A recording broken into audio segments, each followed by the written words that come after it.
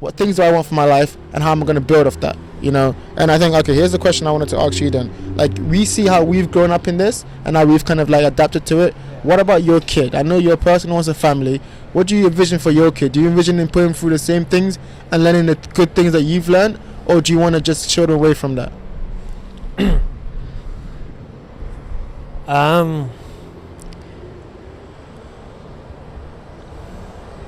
I don't think it will be like it is or is going now 20 years from now. I think people will talk of London as what it was or what it's trying to be again, not what it is. And I think what it is will just be all surface and no core anymore, no soul. Sorry to interrupt. Okay, so tell me what you think London is. Yeah. Tell me what you think it was, and tell me what you think it's trying to be. I think it's a place of inspiration, of people grinding, because the pressures here, the financial pressures, the skill of your competitors, the attitude. I think all of that is London, and it's healthy, and it can put you in a good standing for what you want to do, like worldwide. And where do you think it's going? Well, it's going to a place where a smaller group of people can enjoy a larger share of the more expensive lifestyle that's good.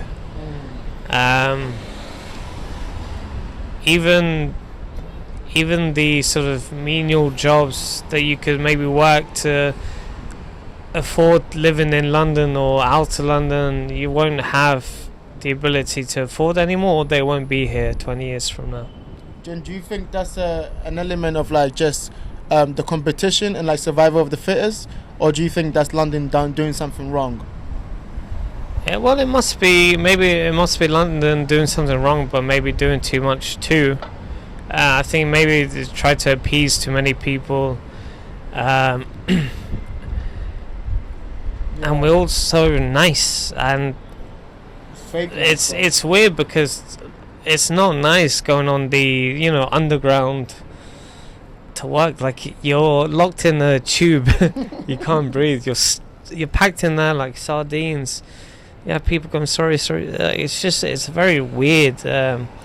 Like in Italy and Bulgaria and Albania, people don't say sorry just because they're forced to in a situation that you hardly hear the word. Mm-hmm. People say when they mean it, and well, even then, you just got to be expected to be tough enough to sort of take it. And just going off that, then, would you allow your kid to grow up here, or are you looking to take your family elsewhere? It's very far into the future.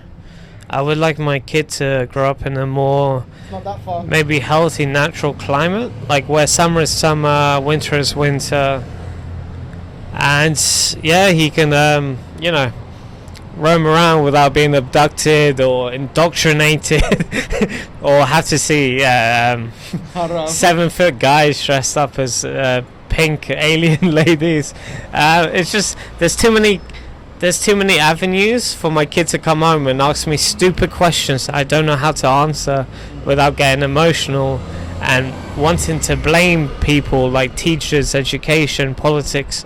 Whereas if we just grow up in a community in Eastern Europe, Balkans, well, it's like the community raises your kid, you raise your kid, your family, your aunties, your grand, like everyone looks after her and cultivates character in that kid. Here it's like leaving them to the streets. Yeah, man. I think that's so interesting you say that, because I remember I was talking about this over dinner yesterday, and I think I mentioned that I would love to get my kid to grow up here in the latter stages of his life, because I think like once he reaches adolescence, he needs to learn what London gives you. Yeah. The aspect of like the ideas. London is about ideas, and the strongest ideas win. And maybe it's bad because when you take them to school, they get indoctrinated by the wrong ideas. But there is also Othello, there's also Shakespeare, there's also Marcus Aurelius, there's also all these ideas that you're not going to be exposed to in Albania. they love Shakespeare all over the world. They do, but they don't. Italians love Marcus Aurelius too. They okay, and that's probably my ignorance of like There's many people who know about Shakespeare but never read it, never go to a play, never heard of Aurelius here that speak perfect English or think they speak perfect English. A lot of British people don't speak perfect English. They just say the same words over and over again. And because someone else says it in a funny accent, which accents can be funny, don't get offended. It's like, well, you don't speak English. Well, how well do you know your own language? Well, you don't really. Trust me, Shakespeare is popular all over. And there's plenty of other authors who hit at the same truth, are influenced by Shakespeare. You read their stories and they'll be in a different language, but you'll get the same feeling.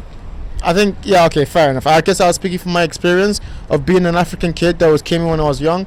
I think London opened my mind to so many things. There's also an aspect of like my upbringing being so closed, yeah. But like once I got to the stage where I was able to be exposed to different ideas, it never stopped. Yeah. And it was just always me trying to find more information. And I guess you're right. Some people have that there, and they don't go into it. They don't care about Shakespeare. But there's other people who do. People who are built for this kind of life, this kind of culture where it's like we're all trying to achieve success. I'm trying to become the best version of myself. Yeah, but it's that opportunity that you have to study here that is what's good. But in terms of a life, a future, other countries have more or less been on a stable path, whether that's downhill or uphill or, unchanging, if you can call it that, where it would be much more healthy and sustainable and more wholesome to raise, bring up a family. Okay. Let me ask the direct question then. If not here, you're saying you don't want to grow old here. Where exactly would you want to take your family and grow old? Where? I don't know. And see, that's my point. You've been exposed to London, and you're saying you reject it because the grass is always greener. But I think in other places you have the same problem. You have the closed-minded mentality that the people from this country speak of. You have that kind of conformist ideology, that kind of no opportunity. I think you take the good with the bad with London, and that's what I'm kind of waking up to the realization of. But you're saying you don't know. What makes you not know? What makes you not know for sure? Because I haven't done it. It's like just because I know I can't trust, let's say, my politics or my education or my society, my police, that doesn't mean that I won't be able to trust another country's police even slightly more. Me knowing how it is here doesn't mean that it's worth taking the risk of not knowing somewhere else. I don't agree with that. Like in high school, we made some obscene jokes. Like all of us were extremely racist to each other, but it was hilarious. Yeah. It was the best time of our lives because it came from a good place, yeah. And it was funny. And those moments where you're laughing uncontrollably to the point where like you see a teacher smirking and people who don't normally contribute are laughing, and then it keeps going and building. That's community. That's London. That's the truth. That's community. That happens everywhere. Now I don't think kids are allowed to do that in school, are they? It's overblown. I think they are. Because listen, as soon as you turn that age where people can call you racist or homophobe or xenophobe or blah blah blah blah blah, as soon as people can call you a scared of something thing, why is that going to stop at just the adult age? Why isn't that going to go into the schools? They have kids involved in politics and in problem solving, kids, so why not get kids involved with victimizing too? Yeah. And blaming. It's going to go down that road. I don't want my kid to be anything other than a child, to play, explore his curiosity, play with other kids, not be afraid to take risks, to speak his mind, to ask members of the community for, like feedback, lessons. I want my kid to also like make mistakes and get slapped in the head a little bit if he fucks up. That does not happen here. I don't see it. Yeah, I mean that's true. I mean that's definitely true. I think the fear mongering around education is definitely that. I think there's obviously changes happening. I think that just changes happen because people become more I guess commercial. But I don't think there's a social media paints a picture of everything's being shut down. I don't know. I think kids are going to be kids, and teachers have to learn to adapt. Maybe they're way more harsh with it. You know, they're way more like, okay, we got to cut this out. But I think in a different fear, we're going to be okay. And I think we're okay. So, kind of just wanted to bring this to a close. We spoke about how London is different. Yeah, talk to me about how you see the similarities between London now and places like Rome. Do you notice the differences? Do you know what's changed? Like, talk to me about what you see in London happening now and what we kind of saw back then when Rome was kind of like coming to an end. Yeah, I know. This is a perfect example as to why I'm having to concentrate on. It's not even my phone. Like, why do I have this anxiety? I don't give a shit. I did not have this. London versus Rome. Well, Rome is far more beautiful.